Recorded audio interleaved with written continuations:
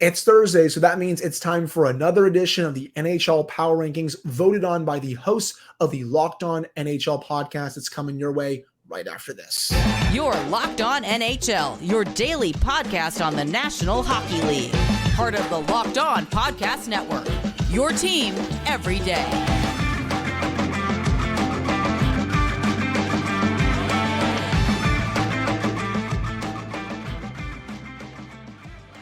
Hello, welcome back to another edition of the Locked On NHL podcast.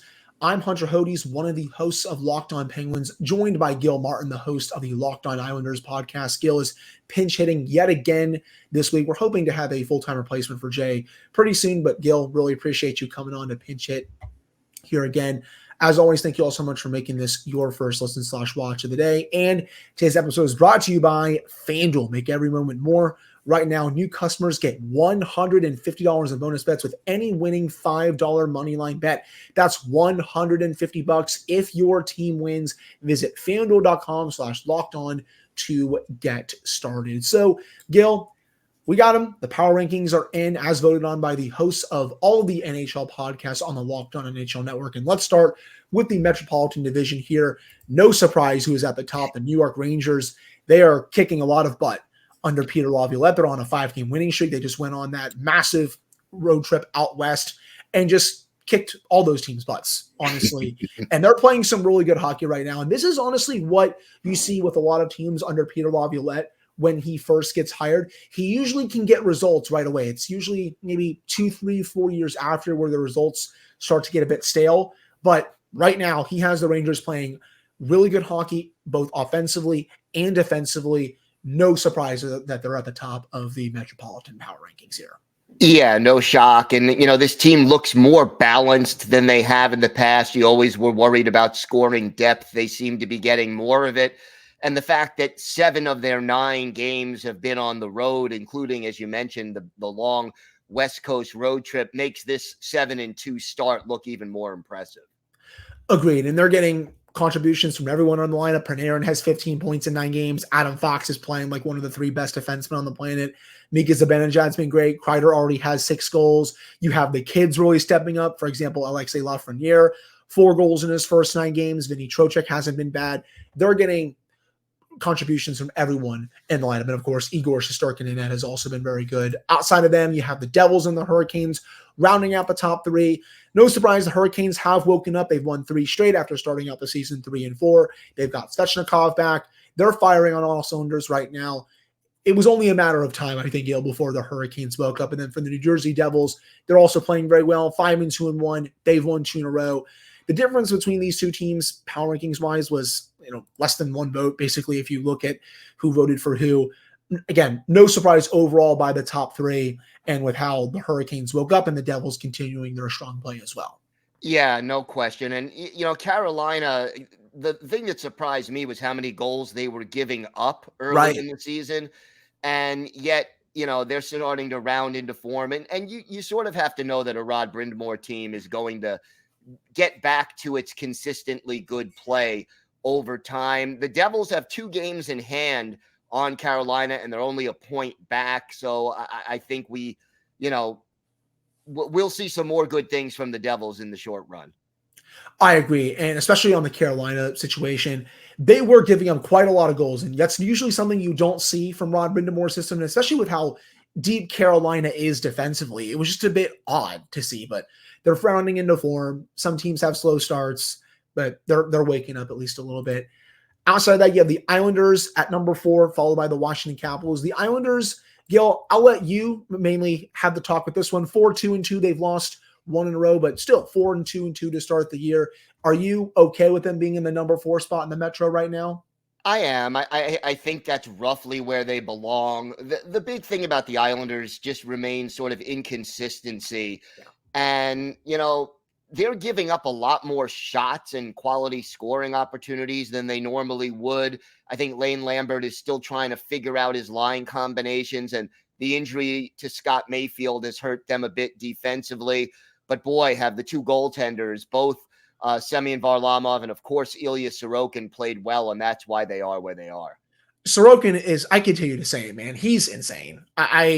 I've seen some of the saves he's made this year, and my mouth just drops to the floor because I'm like, how are you doing this on an every night basis? But that's why he's a top 2 to 3 goalie in the league at this point. And you said Varlamov.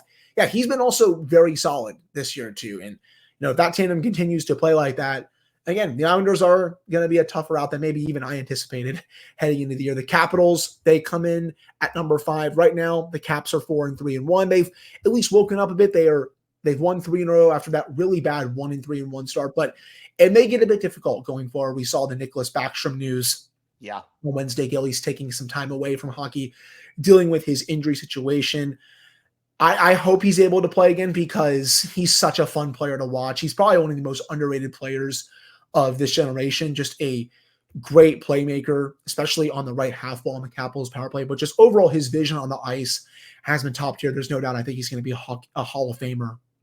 Yeah, he deserves it. And it's kind of funny because you have so many, you go back in NHL history, and there are so many great combinations of the setup guy and the sniper. And the sniper gets all the attention and all the love, and the setup guy kind of gets overlooked. I think about, Brett Hull and Adam Oates. How long did it take Oates to get into the Hall of Fame? Hull was in right away. Backstrom and Ovechkin, over the course of their careers, they've been such a great duo. And I don't think Ovi is as prolific without the great setups that Backstrom gave him. So I wish Backstrom all the best and hope he can get healthy and get back into the lineup. Me too, because you don't have Penguins Capitals. And speaking from a person who hosts a Locked On Penguins podcast, there's no Pens Caps without him. And with Ovi, like they've been attached to each other's hips for so long, just like Sid and Gino have. And I really hope that he's able to make it back at some point. Just again, wish him the best as well. But overall, the Caps, they've woken up at least a little bit. They're getting decent goaltending. Alex Ovechkin starting to play a bit better. Dylan Strome has been awesome yet again for them. Fire. He's on fire right now. And so after everyone, myself included, was really crushing the Capitals for their start, they've seemed to at least woken up a little bit, which is good because they were looking like a team, Gil, that was maybe going to be a lottery team after the first 5 games this year. Yeah, they started very slowly. Still some questions with injuries as far as who the backup goalie is going to be. And their goal differential is still -7 as of now. But you get the feeling they're finding their groove. And if they do, they can be a dangerous hockey team. I agree. Yeah, if they can continue to get the scoring from Strome, if Ovechkin wakes up at least a little bit more and they continue to get the production from Tom Wilson, TJ Oshie, if Evgeny Kuznetsov plays well, this team could find itself in the playoff hunt, come March and come April. And then finally, the bottom 3 teams, really no surprise, Philadelphia, Columbus, and Pittsburgh. The Flyers, they had that pretty good start to the year. They were, 4-2-1. They lost 3 in a row. They're 4-5-1 now. It might get a bit harder before it gets better, though, especially this year, Gil, with Carter Hart's injury, according to Elliot Friedman on 32 Thoughts. He's going to miss some time, which that's a killer with how good he's been the last year and a half. Yeah, I mean, he makes such a difference keeping the Flyers in a lot of games that they probably don't deserve to be in, and then they're able to win some of them. I guess, the next man up mentality has to come into play, and this is an opportunity for somebody to step forward. But whether or not the Flyers have quality in their backup goaltending, we're going to find out in a very short amount of time. Right, I agree with that. And then for Columbus, they are 3-4-2. They've lost 4 in a row. I'm not really too surprised by that. I wasn't really that high on Columbus heading into this year. I think they could have been maybe a little bit of a sleeper team in quotation marks, but I'm not really too surprised that they've lost 4 in a row. Then Pittsburgh, I mean, I'll just say this. I'm stunned by this. 3-6-0 to start the year. Just finding ways to lose instead of finding ways to win. The goaltending hasn't been good. Tristan Jarry has had 2 quality starts, but outside of that, just has been really inconsistent. The bottom 6 hasn't been scoring. The top 6 has been doing all the work. Erik Karlsson's been good, Chris Letang, but when you only have 2 lines that are scoring, you're not really going to win on a consistent basis. And we'll have to see if the Penguins can turn around. They have a Western Canada trip. I almost said Western Canada.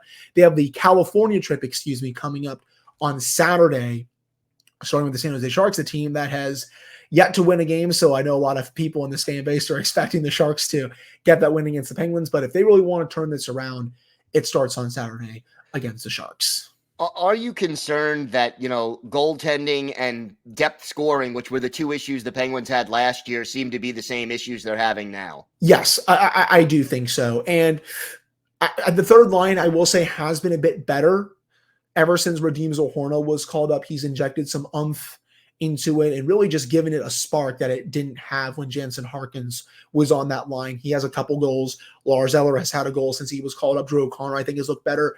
They're getting some decent play from them, but the fourth line has been a total black hole. None of those players have scored yet this season. Jeff Carter, it looks like, is going to get scratched on Saturday, which, thank God. It's been really bad for the last year and a half. And then goaltending wise, I'm kind of at the point now. I mean, I had a bold prediction heading into the year. I thought Tristan Jarry was going to be really good this year, but based on what I've seen, it honestly just seems like Jarry is who he is, and that's what he's going to be throughout the rest of this 5-year contract. And if he stays that way, that contract is going to be a mess, in my opinion. It's looking like a blunder, at least right now, from what Kyle Dubas signed during the offseason. But I think that'll do it for this first segment discussing the Metropolitan Division. Coming up in the second segment, Gil and I are going to get into the Atlantic Division Power Rankings and who stands out for those.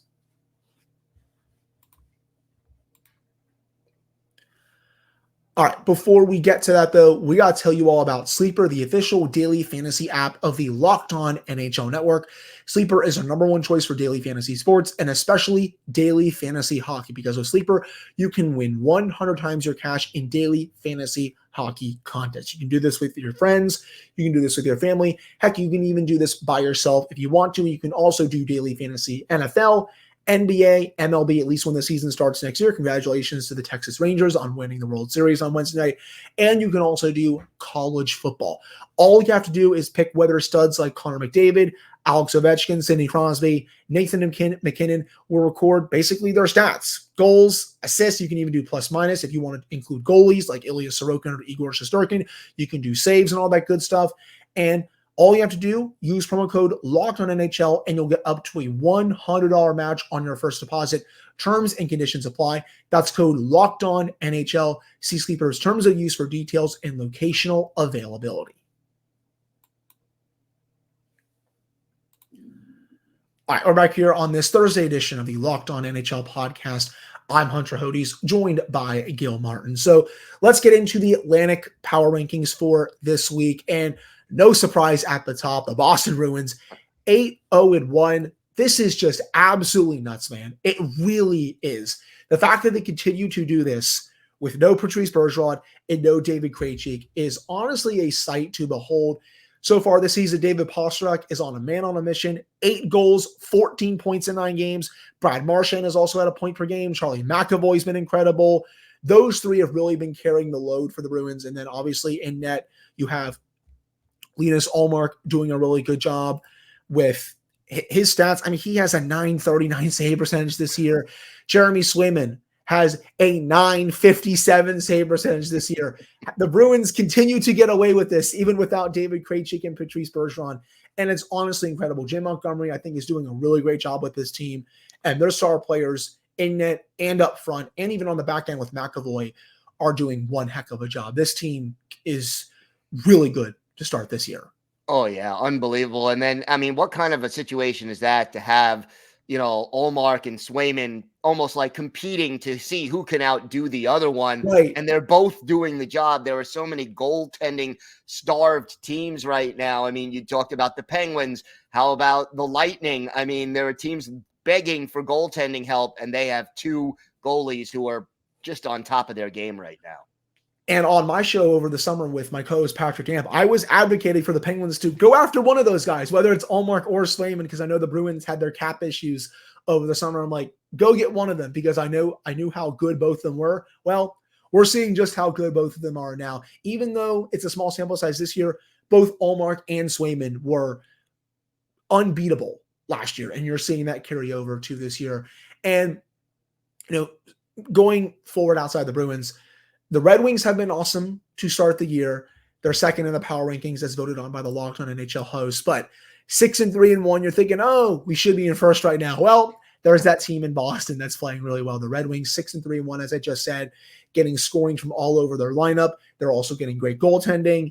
it's looking like the Red Wings have finally turned the corner in the quote-unquote Yzer plan. They continue to play like this. I think they can break their 7-year drought for making the playoffs potentially this year. Yeah, I got to see them play the Islanders earlier this week, and boy, they have some talent, some speed, and you mentioned the goaltending.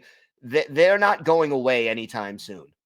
No, they're not. And I saw the Penguins play them earlier on in the season, and I saw the same things that you did. The Red Wings are very quick. They're very deep, not just down the middle, but overall, their forward group is very good. Defensively, I think they're pretty solid. Heck, Jeff Petrie looks like he's the number 7 defenseman. And, for someone who is only getting not even, $3 million for this season, having him as your number 7 defenseman is a pretty good luxury, in my opinion. So not surprised that they're at number 2. Number 3, the Maple Leafs. 4, the Lightning.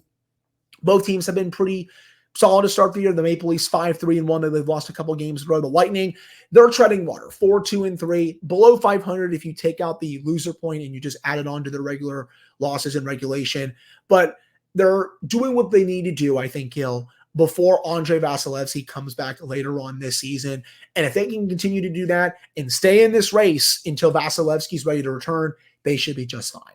Yeah, they're just trying to tread water right now until Vasilevskiy returns. And the interesting split for Tampa Bay, 4-0-2 at home, 0-2-1 on the road. So yeah, some teams, it's funny. You see that kind of split, but then you look at other teams which are better on the road compared to at home. I always like looking at those throughout each season. The one team I'm surprised that's actually not above either of those two teams are the Montreal Canadiens, because they've been playing a bit better as only 5-2-2 overall. 3rd place in the Atlantic. They have one more point than the Lightning and the Maple Leafs. I guess I can understand a little bit as to why the voters ranked the Lightning and Maple Leafs above the Canadiens, because let's face it, those two teams are probably going to be in the race at the end of the season ahead of the Canadiens. But let's not take away the Canadiens have been a bit feisty this year. They're winning some games that, maybe they would have lost last year. I don't think they're going to be a lottery team this year. I think they're going to make it hard on some teams this season. Again, I don't think they'll make the playoffs, but they're still playing some pretty good hockey right now, and that should be commended, even though this is a team that people had low expectations for heading into the year. I think they're taking a step forward in their rebuilding program right now, and they're a better team this year than they were a year ago. Obviously, will they keep up this kind of a pace? I don't think so, but I think they will be a team that won't be easy to beat and that will stick around in the playoff race a little longer than a lot of people expected. That would be good, at least just because we all know how great the playoff race was last year. And if we can have it be even better this year, and especially maybe if the Penguins turn around and maybe some of these other teams that we're going to get to in just a second in the East, this could make for a lot of fun down the stretch. And finally, we'll get to them now. The Panthers, the Sabres, and the Senators, 3 teams that have been kind of disappointments so far this season, Gil. The Senators at 4-4-0. They just fired their general manager on Wednesday, Pierre Dorian, and that press conference from the Ottawa Senators owner, that was a sight to behold with some of his quotes. I'm not surprised that he wasn't fine, but just the bluntness that he had talking about Dorian and just everything that's gone on with the Dadonov situation, the Shane Pinto situation, the way the team has started, he's not happy, to say the least. And they're 4-4-0. I actually just saw the Senators over this past weekend, and they played a pretty good game against the Penguins, but I would say Jonas Korpisalo had by far his best start of the season in that one. The Panthers, they're kind of trying to tread water in the same way like the Lightning, Gil, where they're waiting for their 2 main defensemen to come back before they can really start getting going. They're still above NHL 500 right now. The whole division right now, the Atlantic, is NHL 500 or better. It's going to be a heck of a competition. I think this division may be the deepest in hockey right now. It's going to be a dogfight. Heck, Buffalo, they had a little bit of a slow start. They've started to wake up a little bit. They've won 2 in a row. I think they are going to be a bit better sooner rather than later. But overall, I think this is arguably the deepest division in the NHL. You can still argue the Metro maybe. The Pacific is also right there too. But with how the Atlantic has started this year and how some of these teams are starting to turn around, maybe a couple other teams are performing better than we expect. There's not a team that's below 500, and that, that's a big deal, at least in our opinions. But I think that would do it for this second segment. Coming up to end the show, we're going to get into the 2 divisions in the Western Conferences, the Power Rankings, and who is too high, who's too low, and what could change with that. That's coming up right after this. This episode is brought to you by Indeed. When you're drafting your fantasy team, do you ever wish you could do the same thing with your business team? If you're building a roster to win the league, you need Indeed. Indeed is the hiring platform where you can attract, interview, and hire all in one place. So don't spend hours on multiple job sites looking for candidates with the right skills when you can do it all with Indeed. Find top talent fast with Indeed's suite of powerful hiring tools like Indeed Instant Match, assessments, and virtual interviews. Hate waiting? Indeed's U.S. data shows over 80% of Indeed employers find quality candidates whose resume on Indeed matches their job description the moment they sponsor a job. Indeed knows when you're growing your own business, you have to make every dollar count. That's why with Indeed, you only pay for quality applications that match your must-have job requirements. Visit Indeed.com/lockedon to start hiring now. Just go to Indeed.com/lockedon, Indeed.com/lockedon.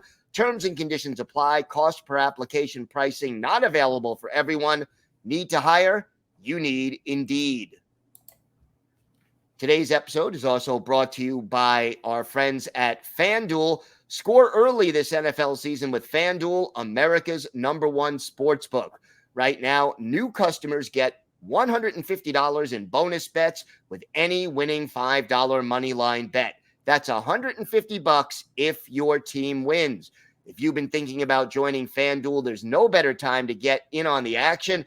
The app is easy to use, and there's a wide range of betting options, including spreads, player props, over-unders, and more. And look, this is a great time of year in sports. You have the NFL, college football, NBA, of course, the NHL. You could use your expertise there to win some money on FanDuel.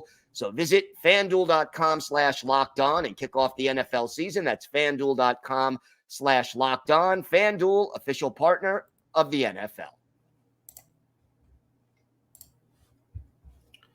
All right, we're back here on this Thursday edition of the Locked On NHL podcast. I'm Hunter Hodes, joined by Gil Martin. So let's get to the Central Division here, Gil. And no surprise, the Colorado Avalanche and the Dallas Stars 1 and 2 in this division, respectively. Colorado had their perfect undefeated season snapped last week, but they're still 7 and 2 right now. This is one of the best teams in the league. And Dallas 6 and 1. Both teams showing why they're Stanley Cup contenders. I don't think they're going to be moving from these top 2 spots for a long time at this point.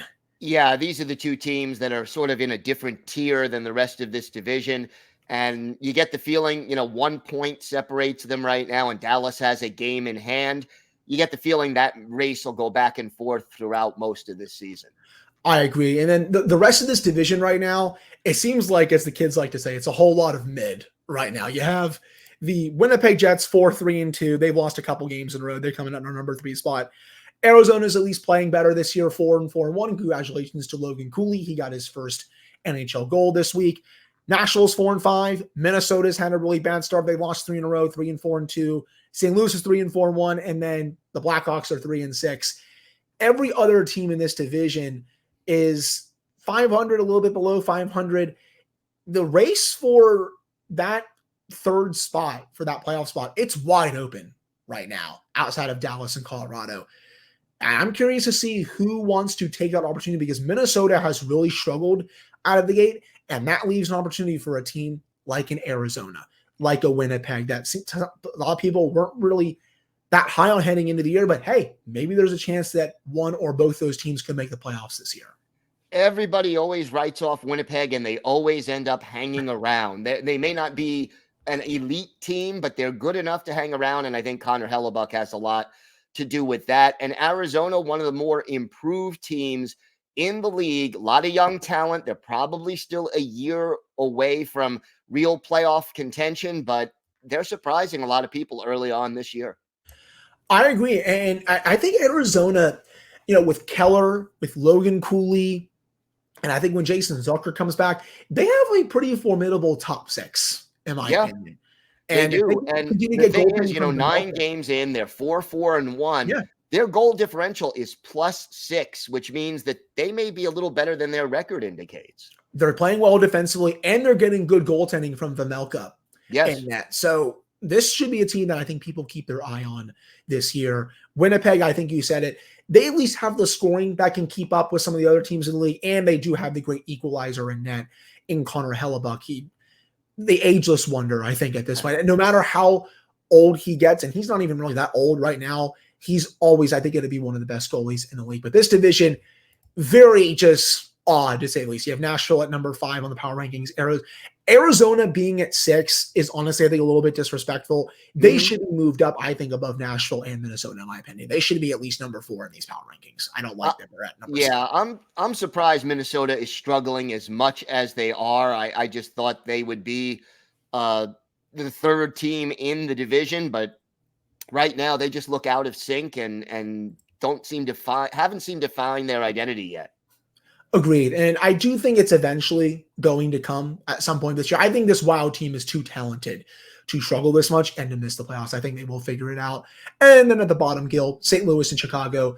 No surprise there. I expect both those teams to miss the playoffs. I really wasn't high on both of them heading into the year, but as long as Connor Bedard plays well, and then for St. Louis, not really sure what the plan is with that team. I think they may have to sell at the trade deadline. They don't really do much over the offseason, which I kind of found a bit odd, to say the least. And then finally, we'll get to the Pacific here, and let's get to the Vegas Golden Knights, a team that continues to kick all the butt in the world. 9-0-1 to start the year, 19 points. And if you're a team like, say, the Canucks or the Kings, who have both had really good starts, you got to be looking at the Knights being like, how in the heck are we going to catch you all at some point this year? Because the Knights, man, they are just continuing to kick so much butt. Supposed to be a Stanley Cup hangover, right? I mean, you're supposed to have a slow start after winning big. Not this team. And 9-0-1, as you said, best goal differential in the league at +16. Balance, depth. Here's a team that wins by wearing you down because they have 4 lines that can, there's not one line that you're terrified of, but they have 4 lines that can really be faster than you, more physical than you. They're relentless. Got to give them credit. And Vancouver, one of the best pleasant surprises in the league so far this year. I will tip my cap to myself for the Vancouver Canucks because I thought they were going to be much better this year. And so far, Rick Tocchet has those boys playing well. And I think people are finally starting to realize just how good Elias Pettersson is as a player, one of the best in the league. You have JT Miller playing well. Defensively, they're getting really good value out of those players. And then in net, Thatcher Demko is off to a really good start too. And I expect them to make the playoffs this year. I picked them to get in. They're playing some outstanding hockey right now. After the Canucks, though, and then the Knights, the Kings at number 3, no surprise there. They're getting good value out of their forwards and their defensemen, and they're also getting pretty, at least goaltending that's passable this year. That was the main area that I was a bit down on them this year, just because I didn't really think they did that much to shore up their goaltending issues. But so far, it's passing the test in my opinion. And let's talk about the Anaheim Ducks. They come in at number 4 in the power rankings. They've won 5 in a row, 6-4-0 to start this year. They're not even close to being as bad as they were last year. And let's face it, Gil, they were a lottery team last year, but so far this year, Mason McTavish has been really good. Troy Terry has been great. Frank Vatrano already has 2 hat tricks this year. He's averaging a goal per game. At this point, I just saw the Ducks play the Penguins earlier this week. And while I don't think the Ducks played that well in that game, they took advantage of the Penguins' mishaps, and they were able to make them pay in that game. And John Gibson, before that game, he got a little bit banged up in that game against the Penguins. He's having a pretty decent bounce back here. This is a team that is playing some really good hockey right now, and I hope that continues because this is a team that's been pretty bad these last few years, but they have a lot of young talent that I think is ready to show the league that, don't forget all about us down here in Southern California. They're fun to watch now. They really are fun to watch. 5 straight wins, a positive goal differential, and just a team and 4 of their 6 wins have been on the road. I like the start for this Ducks team. There is some young talent here. The question is, will the defense hold up? The goaltending looks pretty solid. I agree with that overall. And then the final 4 teams in this division, you could honestly interchange these with the Oilers, the Kraken, the Flames, and the Sharks. I would say you can interchange the 3. Yeah, I was going to say. The Sharks are the worst team in hockey. They have not even won a game yet, though. There's a chance that they could on Saturday against the Penguins. They're 0-8-1 to start the year. Gil, they have a -26 goal differential this year. That is awful, just flat out awful. I feel really bad for the hockey fans in San Jose, but this is a team that's designed to tank. It's designed to get the number one pick in the draft. We all know that they were going to be bad this year. I didn't think they were going to be this bad through 9 games, but it has been a chore to watch them this year. So no surprise that they come in at that number 8 spot in the Pacific. And then the other teams, you have the Flames, 2-7-1. They've lost 6 in a row. I think they're going to be sellers at this deadline. I was not really high on the Flames heading into this year.